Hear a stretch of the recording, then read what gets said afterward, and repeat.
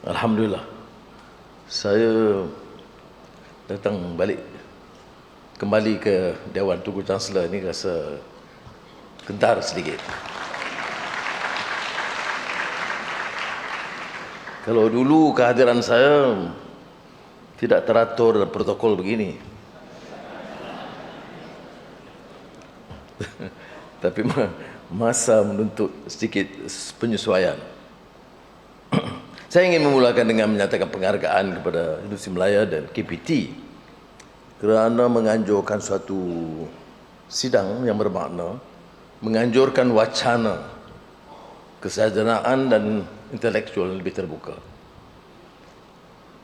Di negara kita seperti juga di negara berkembang yang lain, di antara cabaran dan tujuan cabaran utama adalah untuk menggalakkan perubahan atau menuntut perubahan, tapi melalui wacana lebih terbuka, yang meluas, yang segar. Apatah lagi bila kita selalu diheret untuk membicarakan soal-soal yang jumut dan lapuk, hasutan dan memecah belahkan, dan menyebabkan kita ketandusan idea. Kalau mau maju, kita harus bicara soal transformasi digital, peralihan tenaga, energy transition, bicarakan soal mutu pendidikan. Tetapi kalau kita terus diheret untuk bicarakan soal kaum secara sempit, soal agama secara jumut, walaupun perbincangan soal kaum agama itu tidak dilarang, tetapi tidak akan membawa kita ke satu mercu yang lebih hebat seandainya kita terus diheret untuk bicarakan soal-soal sedemikian. Sebab itu bagi saya permulaan ini sangat bermakna. A healthy intellectual discourse is required if you want to ensure that the country moves forward. The challenge is digital transformation, inequity, an international order that is clearly biased against the poor. We have my colleague Jeffrey Sachs, a notable scholar, who has written prolifically on a number of issues, challenge the normal discourse.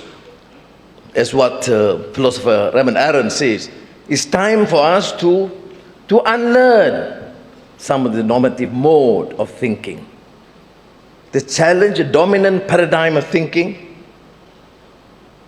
either the ultra-conservative, outmoded views clinging to racism and religious bigotry, or the dominant mode of thinking in the classic phrase of Fukuyama in terms of the dominant voice and victory for the so-called liberal democracy, which is neither liberal nor democratic. Particularly if you see the events holding in Gaza, you can sense the utter hypocrisy, immorality that has been talked about but never meaningfully practiced.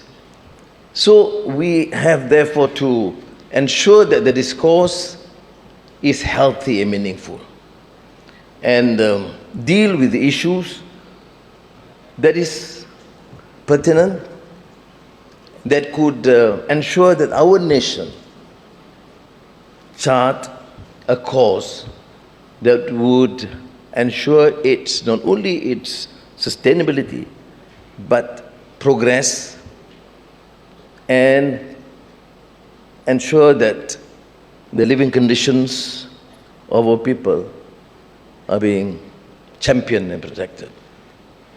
But let me begin by acknowledging some of the faults and failures of the system. Our failure partly is our obsession with our past successes, in inverted commas. Now, I'm not here to deny the fact that we have achieved formidable growth, unity, certain level of education, that can be seen to be rather competitive in the region. But we look at the bare facts. Some of these data is concerning. Let us refer to the latest PISA report. Now, PISA is, of course, not the, should I say, the compelling case to ascertain the level of success. But it's a measure. Out of 81 countries selected in the PISA analysis, we are number 51, low one-third in terms of our achievement, particularly mathematics, science, and the English language. Among the 7 ASEAN countries, you are the worst off. There is no reason whatsoever, given our resources and the level of achievement in the past, we have gone this way. The standard excuse is because of COVID-19. Now, COVID-19 impacted on all these countries, Laos, Cambodia, Indonesia, Singapore. Why is it we have failed in the score? And these are questions that we must ask before we embark on discussing the future. You must know the state of our affairs and cannot be in the state of denial. Yeah. It's rarely that you have a prime minister coming to tell you about the problems. I'm not here. I'm not a propaganda minister. Neither is Fahmi. Of course, we have to take note of the successes, yes.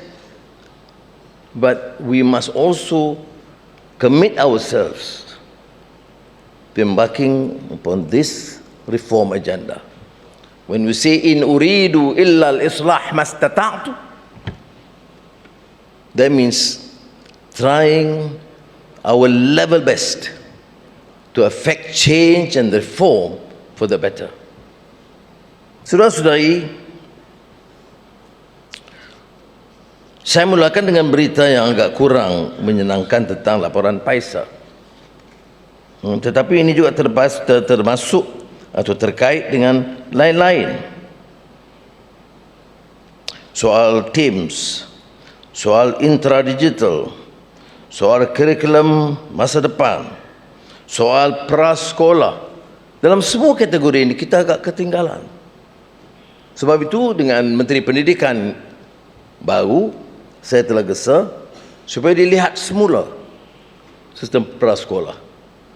Kalau kita katakan 80% sahaja yang masuk prasekolah dengan kategori yang berbeza, mungkin 40% baik, selainnya itu agak mediocre, pertengahan, dan sekitar 20% sangat lemah. Maknanya tak sampai 50%. Maknanya kita dalam bicarakan soal keadilan, kita sebenarnya melebarkan kesenjangan di antara kota dan desa, kaya kota dan miskin kota, desa dan pedalaman. Sebab itu kesan saya, dalam tempoh singkat, pastikan bahawa tahun ini 2024 kita sediakan kemudahan tambahan supaya prasekolah itu, peluang prasekolah dikendali oleh Kementerian Pendidikan dengan maksud menyediakan kemudahan kepada semua pelajar dalam negara kita. Ia menelan belanja baru. Seperti sudah tahu, dalam belanjawan madani, bidang pendidikan itu mendapat peruntukan terbesar. Tetapi sekali lagi kita bermula dengan asas. Tahun 2023 kita belanja 1 bilion ringgit hanya perbaiki tandas. Bayangkan kita di dewan yang indah ini, ya, tetapi anak-anak kita sebelum masuk ke sini belajar di sekolah-sekolah yang dianggap kategori daif, walaupun sekolah itu sekolah hebat. Ini termasuk Kolej Melayu Kuala Gangsa, 20 tandas yang masih diperbaiki.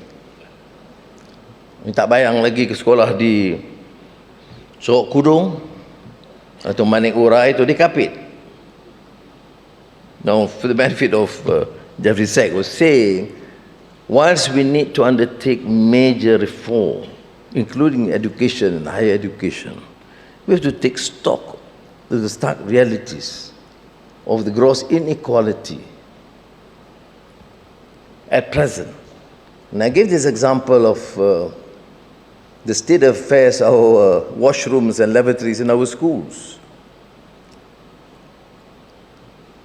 1 billion ringgit has got to be spent just to repair 8,600 lavatories in our schools. It's pathetic. It's inexcusable for a country like Malaysia to tolerate this rot and nonsense for decades. And to me, that's a priority. Similarly, the issue of dealing with the issue of abject poverty. Of course, poverty is relative. It will take time to deal with this issue, but abject poverty for a country like Malaysia can no longer be condoned. Now I'm grateful, alhamdulillah, that for Kuala Lumpur, Negeri Sembilan and Selangor, we have achieved. But then I'm still getting more data from other states where adequate resources must be given. When I talk about abject poverty or grinding poverty, it means that they don't have even funds to buy a school uniform, have proper food and shelter. And Malaysia cannot condone this or tolerate this, and at the same time talk about the next 100 years. Yes, we have to deliberate on these more complex issues because we're dealing with post-normal times. If I would care to summarize, post-normal times means dealing with a very complex, chaotic, and a situation full of contradictions. Complex, chaos, and contradictions. How do you predict the future given that sort of a scenario? My argument, and professors and intellectuals here can rebut and give their own critique. My contention is that we just plan and do our best. And as Keynes say, if you would, in the long run, we will all be dead. But here, if we don't deal with the issues of climate change, of grinding poverty, of issues of inequity, it is not in a theoretical sense. We will all be dead. Sustainability will require tough, bold measures. And therefore, as I think alluded to briefly by Dr. Zamri, tough measures, tough decisions may be made. I'll give you one example. We talk about digital transformation in the Madani platform that we announced last year. Then, of course, the Ministry of Education have got to then plan ahead what needs to be done. So the normal plan would be to accelerate the process. And I then received the proposal that they will embark on this program in 2027. I cannot agree with potential. Yes, a ministry has to plan ahead. Implementation means the next few years. We are left behind years compared to some countries, a decade. Most countries, 5 years. And we can't plan and start implementing in 2027. Yes, we don't have enough resources. But whatever is available must be done now, which means, as I told the ministry, I want at least some measure, some form implementation to be done, to be undertaken now, this year, no excuse. We talk about artificial intelligence. Okay, we have small funds outside the budget to start with one faculty. But I would certainly encourage universities to expand that program and probably given some years, do a little more. That would render the discourse on the future relevant and meaningful. That means to undertake measures not in the normal pace of Board of Studies and going back and forth, the Ministry of Higher Education. I've instructed even the Minister of Higher Education. The Ministry must give some space and to allow for universities to decide their priorities, inform the Ministry and proceed. And all form of bureaucracy for the Ministry to decide on behalf of the universities must end.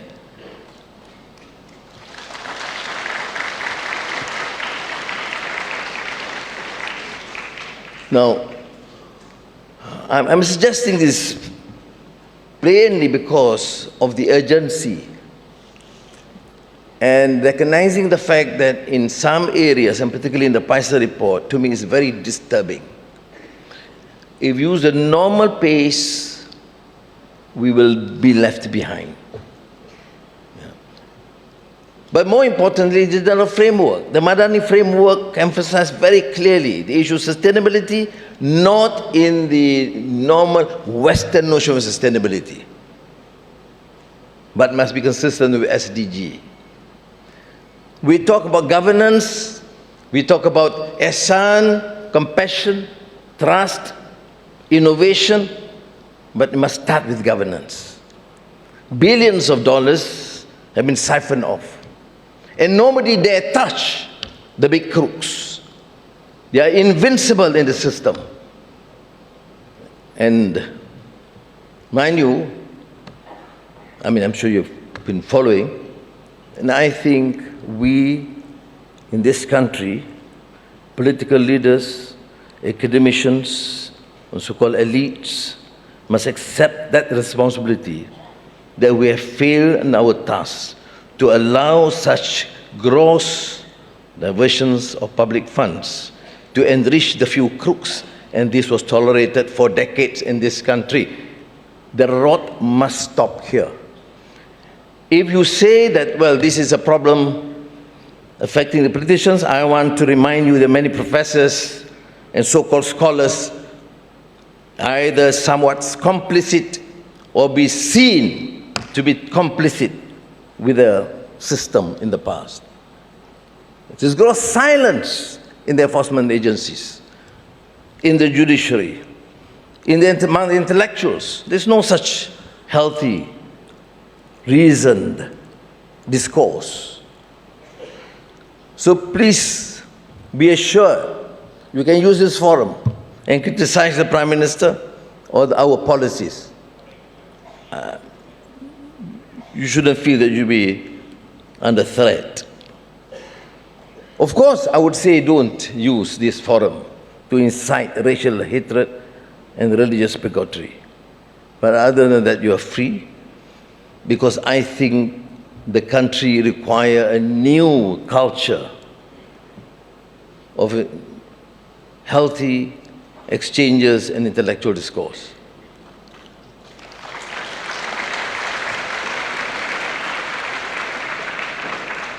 Dan saya nak tekankan, ya, ada orang mengatakan bahawa kecurian puluh bilion ringgit ini, kalau mau jadi Perdana Menteri, Menteri Keuangan, Menteri-Menteri, ukurannya apa? Kekayaan.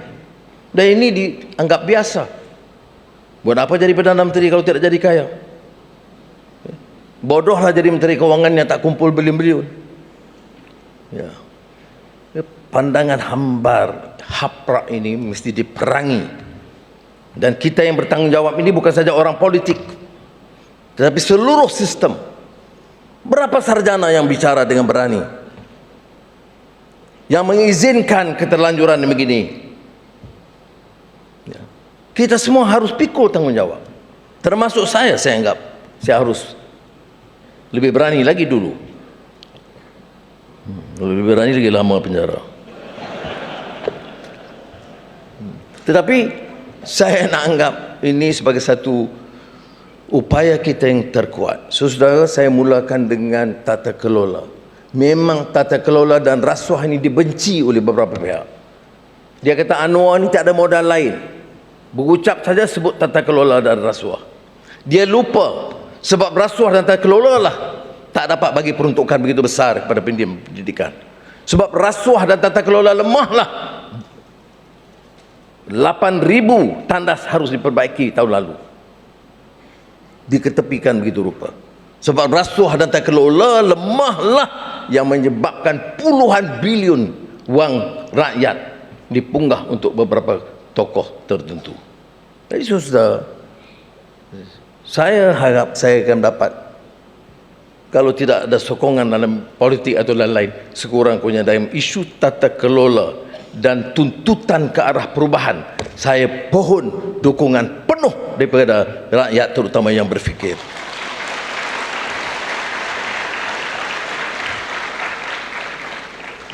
Saya nak meninggalkan bahagian tentang unjuran masa depan. Sebahagiannya telah saya lakar dalam ekonomi madani dan konsep madani, dan sebahagiannya kita telah lontarkan dalam peluncuran transisi tenaga atau energy transition dan transformasi digital dan plan perindustrian yang merupakan keanjakan dari pemikiran lama. Tetapi seperti mana kita tekankan dalam konsep madani ini, ya, pembangunan ini mesti pembangunan manusiawi seutuhnya dan tidak hanya memikirkan soal gedung-gedung raksasa. Sebab itu kalau sebagai contoh sudah lihat, bila saya kenali Kuala Lumpur, Kementerian Wilayah dan Bandaraya Kuala Lumpur, saya beritahu keutamaan kita sekarang dalam kerajaan madani tidak mercu tanda, tidak gedung-gedung besar. Itu kerja swasta yang mereka lakukan. Dana kerajaan, pertama pembersihan, kemudian asas, sekolah yang terbaik, gerai-gerai dan warung yang dimanfaatkan oleh majoriti rakyat, yang bersih, yang indah. Itu pendekatan kita, dan saya tidak sedia untuk tolak ansur melaksanakan dasar itu untuk kebajikan rakyat terbanyak. Dan saya harap perkara ini dapat juga disentuh dan singgung oleh saudara, kerana menunjukkan masa depan, ya, tentunya memerlukan beberapa perubahan. Saya rumuskan, ya, dalam beberapa pidato kepada pelajar dan mahasiswa dan sarjana tentang usaha menggapai langit, meneroka alam pemikiran dan teknologi baru. Itu menggapai seolah-olah yang di langit, tapi tidak pernah harus kita tinggalkan apa yang disebut sebagai mengakar ke bumi dengan agama, budaya, nilai dan akhlak kita. Jadi sementara menggapai langit, meneroka alam pemikiran teknologi baru, kita tetap mengakar ke bumi supaya jati diri kita, kemanusiaan kita, nilai dan akhlak kita dapat kita pertahankan. Sekian, terima kasih. Wassalamualaikum warahmatullahi wabarakatuh.